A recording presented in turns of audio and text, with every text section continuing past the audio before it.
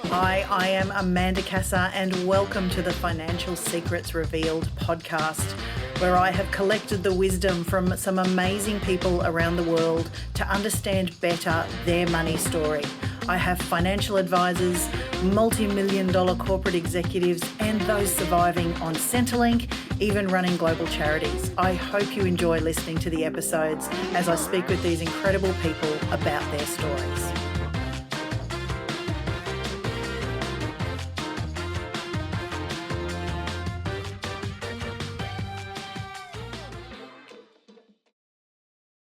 Hello, this is Amanda Cassar, and welcome to the Financial Secrets Revealed podcast for season 2, where we continue to lift the lid on financial abuse.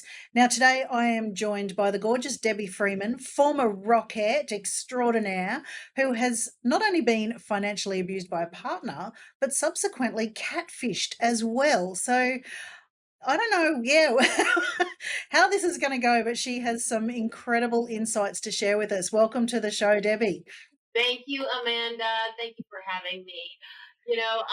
When we decided to do this podcast and you had asked me to come on, I was really feeling kind of foolish about sharing my story with people. I feel foolish that I've let things happen to me, but as I talk to people and I tell them my story and I've opened up because I was really embarrassed, I start to hear all these stories of even worse, and people relate to me, and I'm just like, wow, I can't believe this has been happened to you too, or it's amazing because it's something we keep quiet to ourselves because we don't want people to know that it's happened, but I think we need to share it and speak about it, because if I can pre-warn somebody else and let them know the signs, that they don't have to go through what I went through. That would be brilliant, the whole purpose. And look, I do find there is a lot of, like you said, shame, embarrassment, those feelings of how could I have been so stupid? So there is that, you know, reluctance for people to share their story. But it's also becoming, I suppose, more mainstream now. We've got shows like, the Tinder Swindler and Dirty John and Inventing Anna. And, so people are aware. And I mean, we can sit back all we like and go, that would never happen to me. And it does. It's, some of the people who are swindled aren't, what you'd call a dumb person. They're financially savvy. They've got their shit together, for want of another word. It can happen to anyone and in any walk of life as well. We're also seeing cases now. I think Johnny Depp and Amber Heard are hugely in the news at the moment, where we're talking, domestic violence, financial abuse, all sorts of stuff going on there. There's discussions on toxic femininity, toxic masculinity. There's so much coming out into the public domain that I think the more stories that are out there that, this is the signs, this is what's leading up to it. Take off those rose-colored glasses and beware. So can you tell us a little bit about your story? I'm so fascinated to meet a real live Rockette, because we don't have those in Australia. Beauty pageants aren't really huge over here. So please tell us a little bit about your early history and how you were so fabulous to end up, in Vegas of all things too, running the show. Oh, well, thank you, Amanda.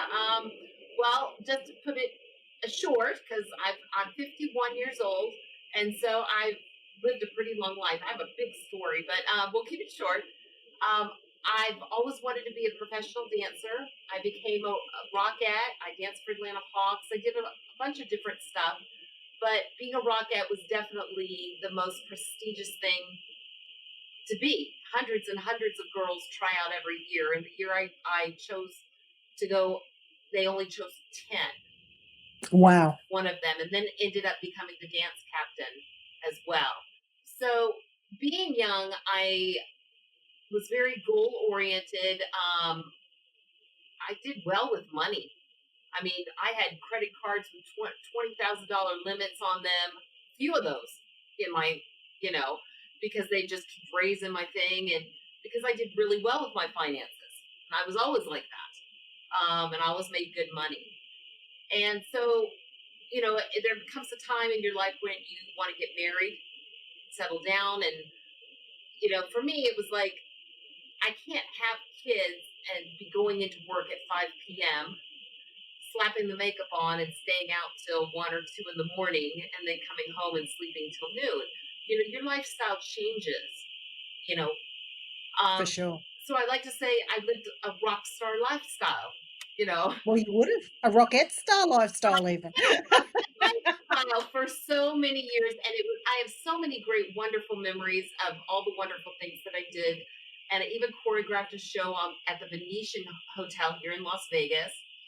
But getting into being married, I ended up marrying somebody that was an alcoholic. Um, I had no idea what that was like. So, I mean, obviously, this person doesn't rock up in your life drunk all the time and sweep you off your feet. There must have been something wonderful and charismatic about this man that you fell in love with. So, can we just rewind that? Like, how did you come to be together? And did you find out later about his alcoholism? How did all that unfold? Well, he let me know basically the first night we went out that he was an alcoholic, but he was in Okay, so you right from the start, right from the no start. lies, He told off the me, bat. and Okay, I didn't think anything of it because he was in AA. He had been in there for years. He'd been working on himself, but I don't drink anymore, and this, that, and the other. And I liked him, and you know, things went on. well, I suppose we've all got faults, don't we? And love is all about, putting up with the good, the bad, and the ugly. And that is it. When you're in love, you're definitely blinded by things. You know what I mean? And you only see what you want to see, basically. Kind of like my kids, they only hear. It's called partial hearing.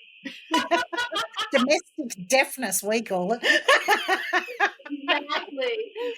So he ended up, it was real funny because every 3 years he would lose his job.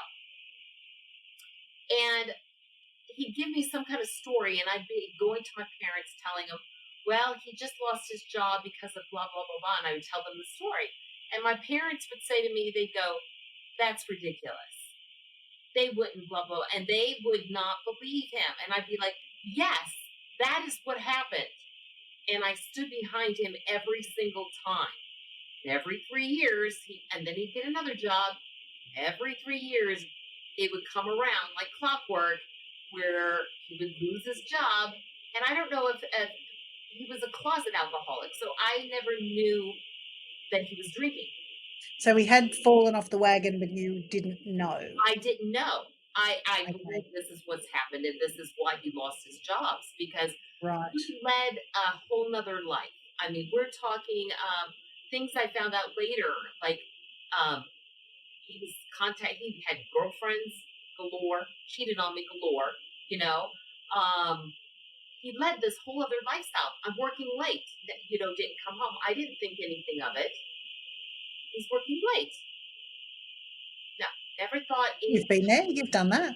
Yeah, I thought I was living a beautiful life. And, it came to a part where this doesn't have to do with finances, but like I would say, are you coming to bed? And he would say, yeah, I'm coming. And he would never come to bed.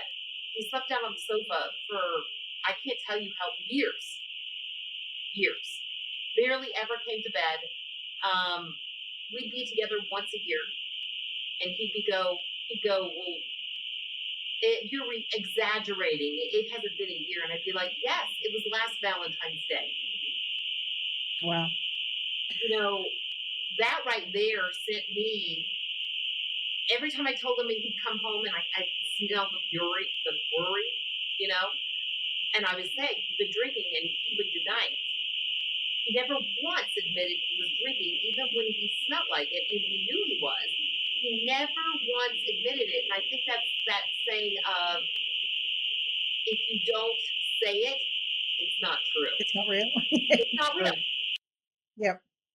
So what happens a lot I hear with the stories is financial abuse is seldom a standalone event. It's combined with other forms of abuse or violence, such as domestic violence, emotional abuse. Was that true in your story? Absolutely. I mean, I think he was a narcissist. He would make me feel as if it was me that had all the problems, So gaslighting and what as well? everything. And then one day I woke up, and this was the thing, is the kicker is he never came home, and the day before he was drunk, and I had to have my mother come over to watch my son because I couldn't leave my son with a drunken adult, you know, and I had to go to a very important interview. When I came home, she said he left. He had a suitcase and he left. He said, "Goodbye, Liz."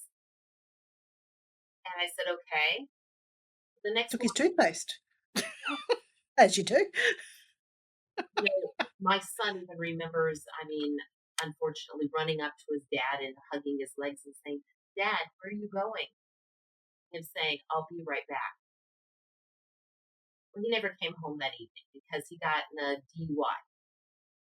He totaled his car, got thrown in jail.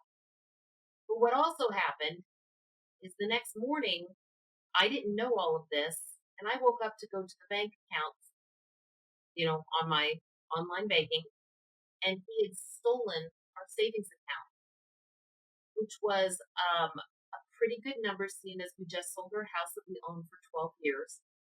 And I was just getting ready to open up my own dance studio, ready to sign the paperwork, already planned it out, everything, floors, mirrors, everything.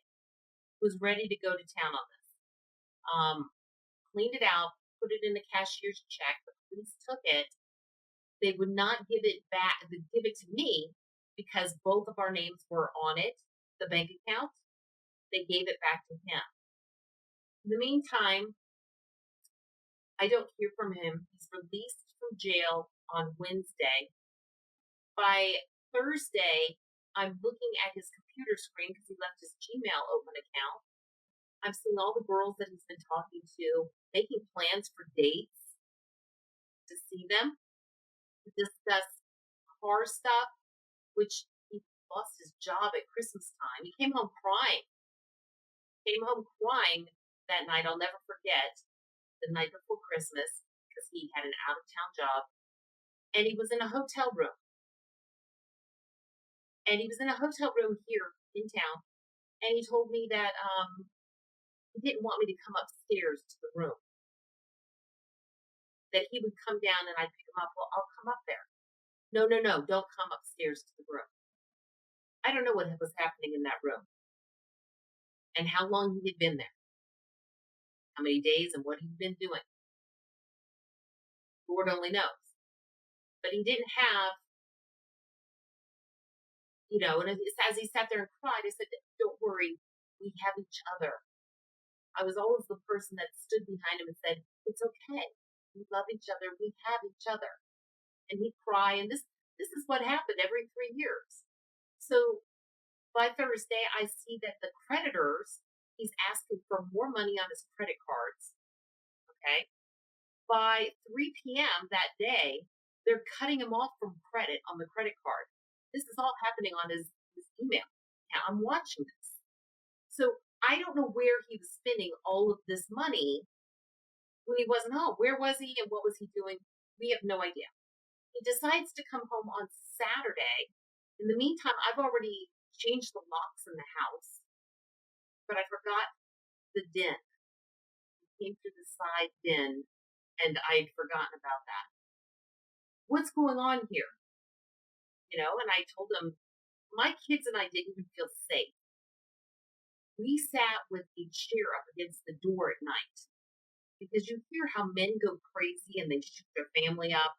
I mean, you can hear all kinds of crazy stories. I didn't know who this person was. I had no idea what I had been married to, who he was.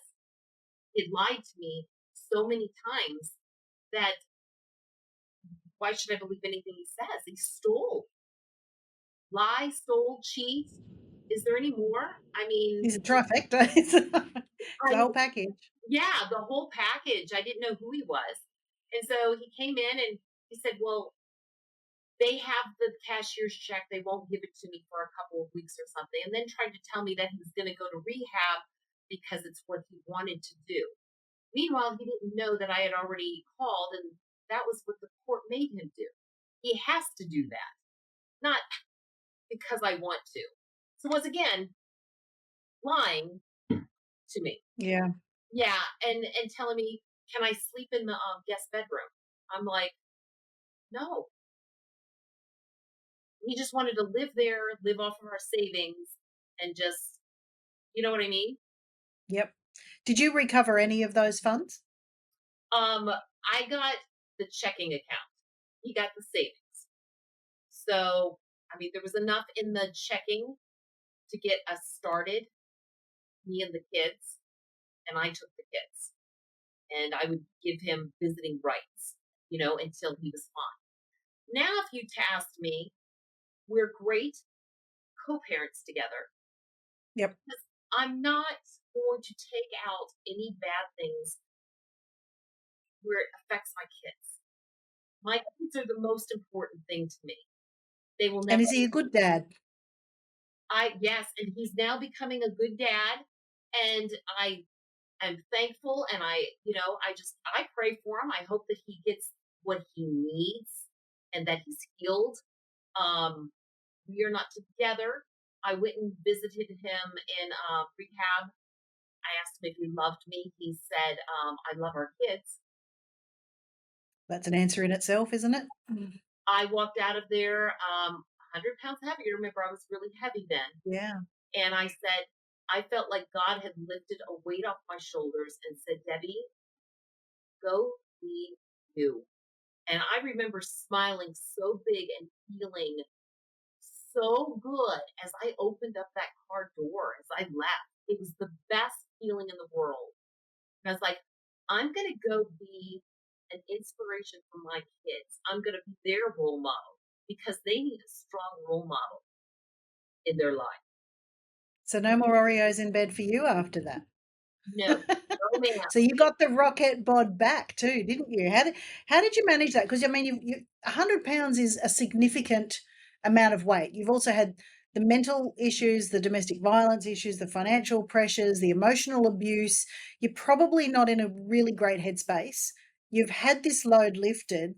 I mean, how hard is it to just go, that's it, I'm getting the Debbie Freeman Rockette bod back? Like, how long did that take? What sort of, mental mind shifts needed to happen?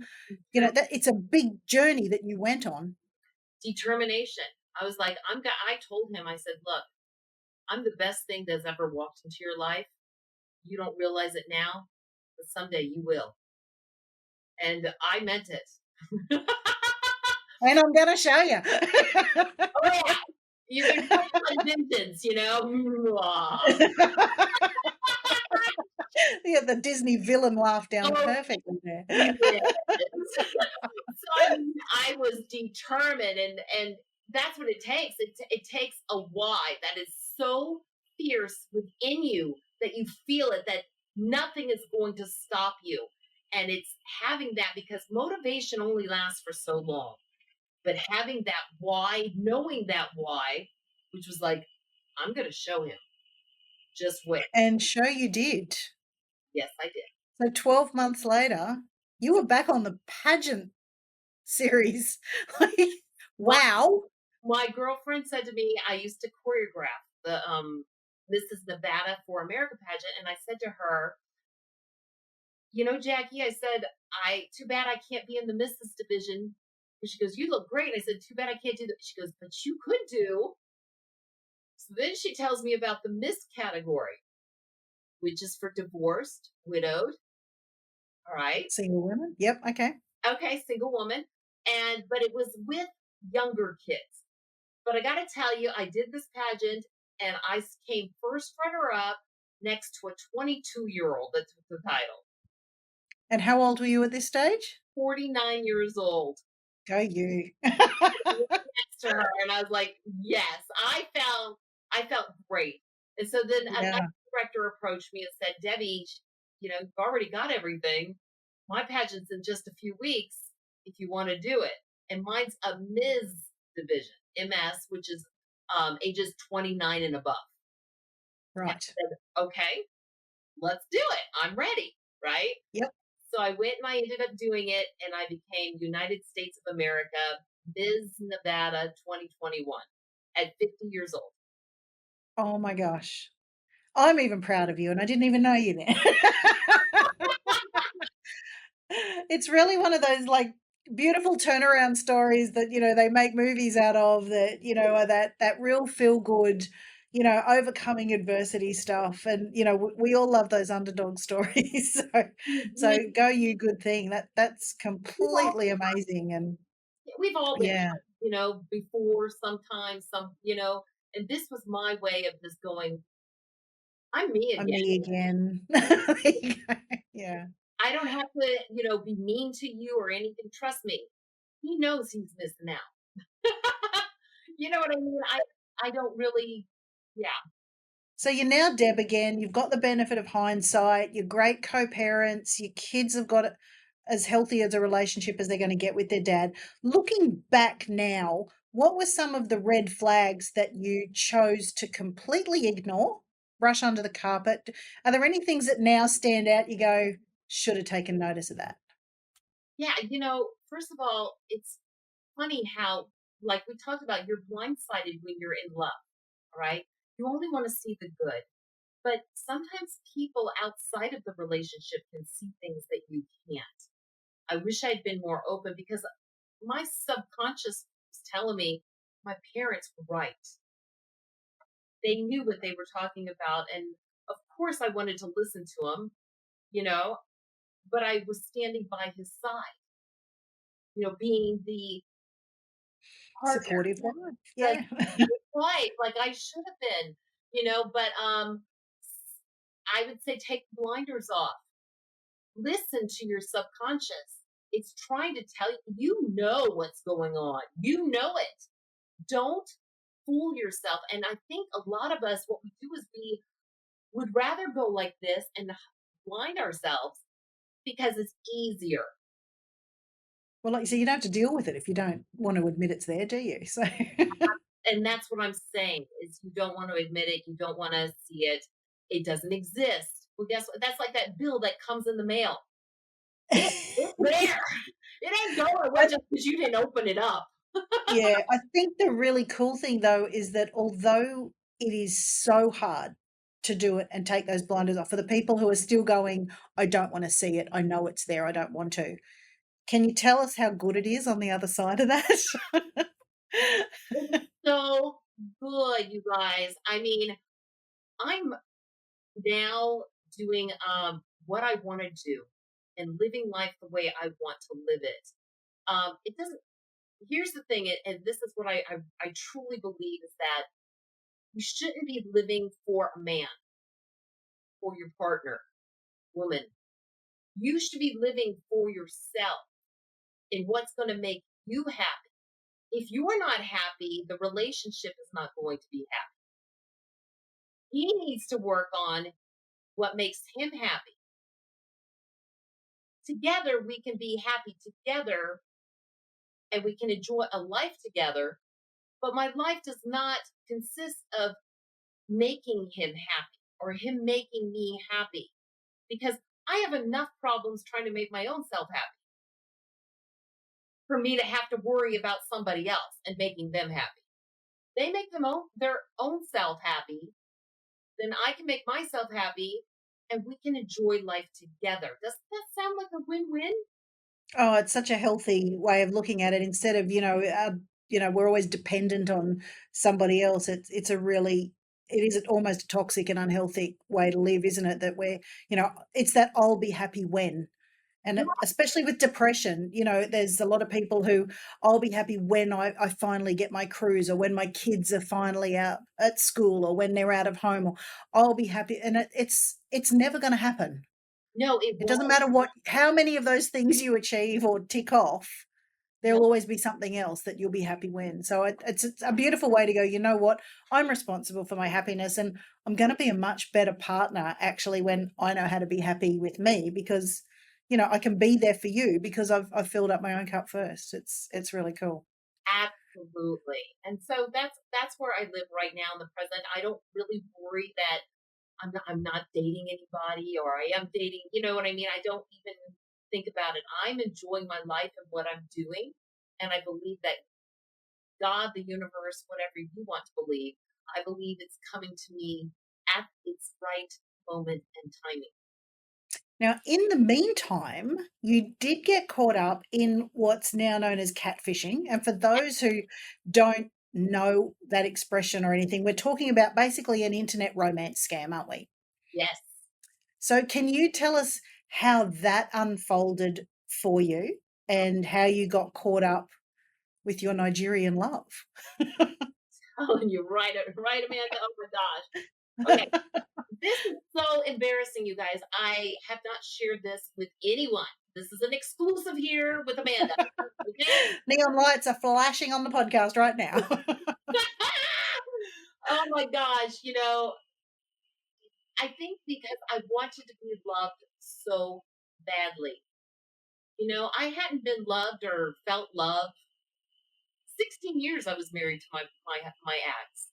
And I used to say I was in a loveless marriage. I was in an absolute loveless marriage, you know, took away my confidence, my self esteem, everything about me. So here I am back on the dating circuit at what, 40, Something. 40 something years old, And I'm like, I don't know how to do this online dating thing. Are you kidding me? Online dating? Can't I go to a pub and have a drink with someone? Do it Oh the my old fashioned way? God. So I got on this Facebook dating app. It was really neat. The old swipe left, swipe right, whatever. I did whatever I it don't know, but I'm nodding. can remember, but you swipe them and whatever. All right. You have a profile there and you get to meet them and this, that, and the other. So I meet this guy online. He starts talking to me and then he lets me know that he's in, oh gosh, where did he say he was? Well, anyway, it was overseas somewhere. All right. And he was a soldier. And I almost got off and he was like, please, please don't. I don't have anyone to talk to. And I really want to, I really like you, this, that, and the other. And he seemed sincere. So we were chatting away and of course never talked to him. He's not allowed to talk because, being on his phone, he could get it taken away from him. It could let off security of where they're at. I mean, we're talking, there's so many lies that these people do. And military personnel are one of the top ones to be impersonated, aren't they? When you actually look into catfishing Yes, scams, often the military are the ones being impersonated because they can have those cover stories that mm, we believe. Yeah. yes, yes, absolutely. And, he had these pictures, and then he even had me talk to a friend of his. Like, when we'd get upset or have an argument or something, he'd have his friend come on and talk to me. Well, Logan does this and he does that. And, you know, so I was having these conversations, but he could never see him, just the pictures that he sent me. Right. And then when he sent me pictures of like all the guys in the army, how did I know which one was him? It was like all kinds of people in the army. You know what I mean? So it was kind of like believable, but not believable because it wasn't. You know what I'm saying?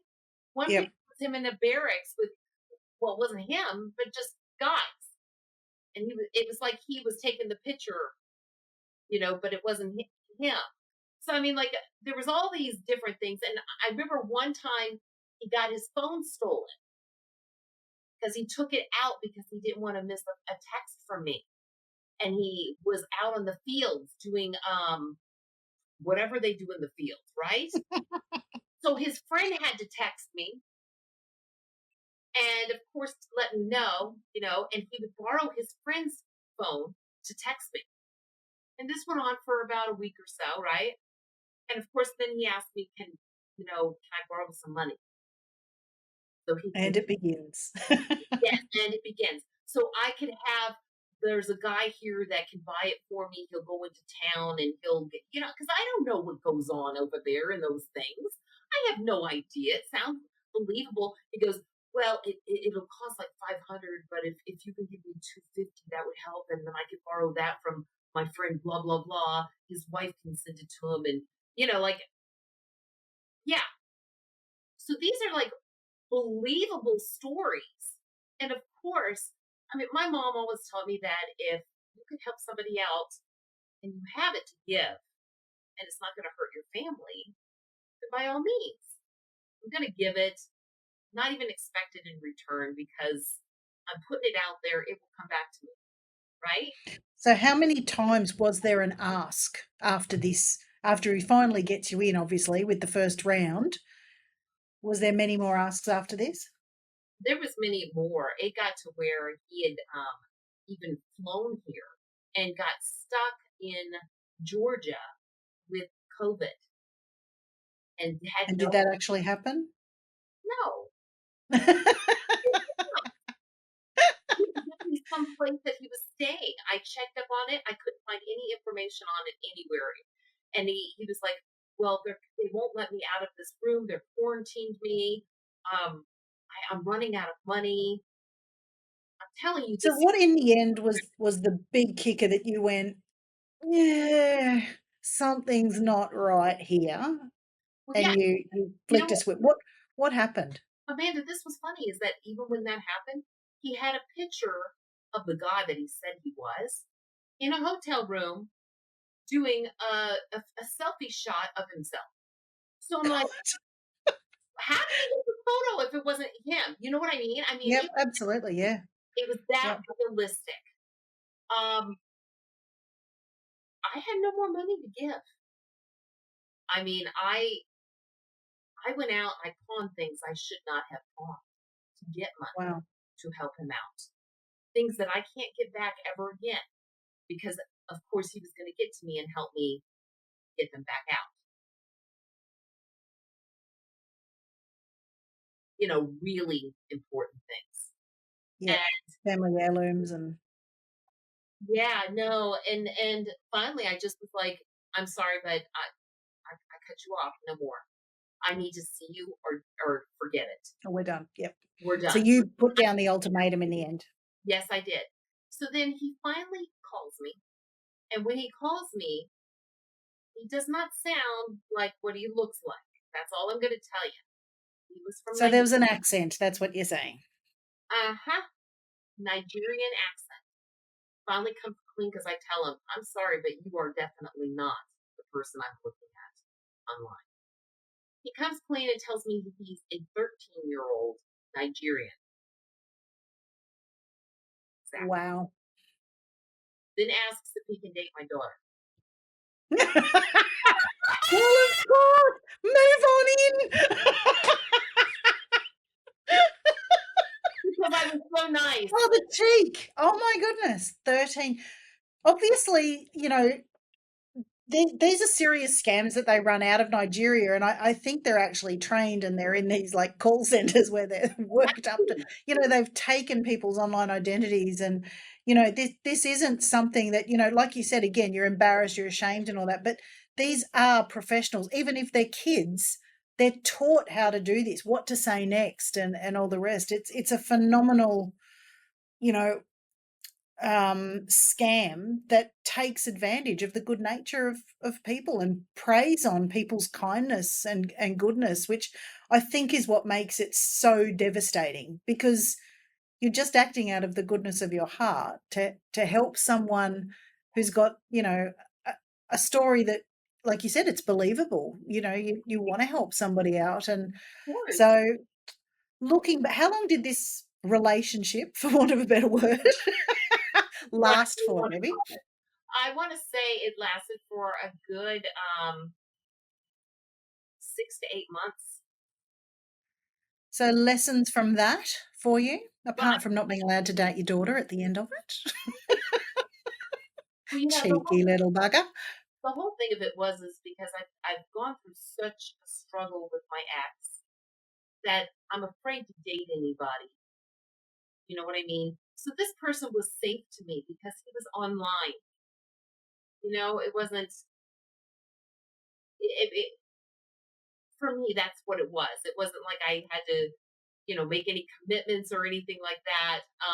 But then when the money started coming, it was just like, wait a minute. This is more and more and more and more. And my conscience throughout the whole thing just went, Debbie, this isn't sound right. And I was questioning things. And I got to tell you, I lived with stress. It was very stressful. And here I am helping somebody and I want to help them, but it's like they lead you on to think like, okay, well, once you do this, then we'll be able to do this. And then we'll There's see. always the bait. Can Yeah, I ask a really rude question? sure. Did you tell anybody about this relationship, or was it something you kept quite quiet? It was something I kept quite quiet. I was, Which is okay. It's actually one of the other, I suppose, symptoms of it, that if you don't want to tell people, when you look up catfishing, that it is, there is a secretiveness to, I don't want to share it, because other people are going to go, you're a drongo, for an Australian expression there, or yeah, you silly woman. So there must be this part of you that knows, and that's why you don't want to share, because people are going to turn around and go, oh, seriously, dude.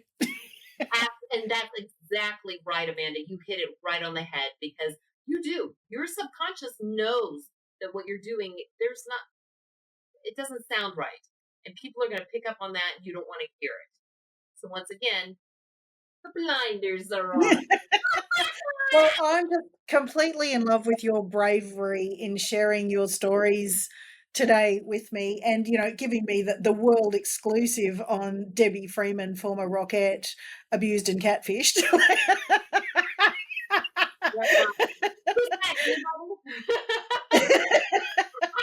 Absolutely gorgeous. Really appreciate that, Deb. Is there any, I suppose, things that you'd like to share with people about your experiences that they could take away as well, for people who are sitting there going, maybe that's me, I don't know what to do next? Well, I would say definitely listening to your subconscious. If you have to ask questions and you're not getting answers and they're making excuses, it's a lie. They're just lies. And they're trying to cover up lies, lies, lies. I've been lied to. Trust me, I am a professional. I don't know if that's something anybody wants to lay claim to, but you just rock it. So About being lied to, it's me. I think it just shows you've got a beautiful, trusting nature, and I hope, despite what's happened, that you don't lose that. And I'm sure there's a gorgeous person actually out there who wants to take care of you somewhere. You'll find him. I will. He's coming my way at the right time, and I have faith Exactly. in that. Absolutely. Exactly. Thank you so much again, Debbie Freeman, for sharing your incredible story with us. We really, really appreciate. And I will have all your socials and contacts. Now, you also run a podcast, don't you? Can you tell us, if people want to listen to a little bit more, where they can find you? Oh, that's beautiful, Amanda. Thank you. It's called Your Unique Sparkle because I believe that everyone has a special, unique something about them that they can share and help inspire or motivate other people or change the lives of others. Ah, that's beautiful. Well, I think you've sparkled all over this today, and I will make sure that all your links are in the show notes for everyone who wants to find you. So thank you so much again, Deb. It's been awesome. Thank you, Amanda. And please, anybody who wants to just hit me up with a Gmail, youruniquesparkle@gmail.com. If you have any questions or need help, I'd be happy to help. Oh, rock star. Thanks, Deb. Catch you on the other side. Bye. And that was another episode of Financial Secrets Revealed. Thank you so much for joining me. I hope you got some nuggets of wisdom out of that guest and enjoyed listening to their story. If you'd like to know more, please reach out to me. My contact details are in the show notes, or hunt down your favourite bookstore to find Financial Secrets Revealed and learn more for yourself. I look forward to hearing from you.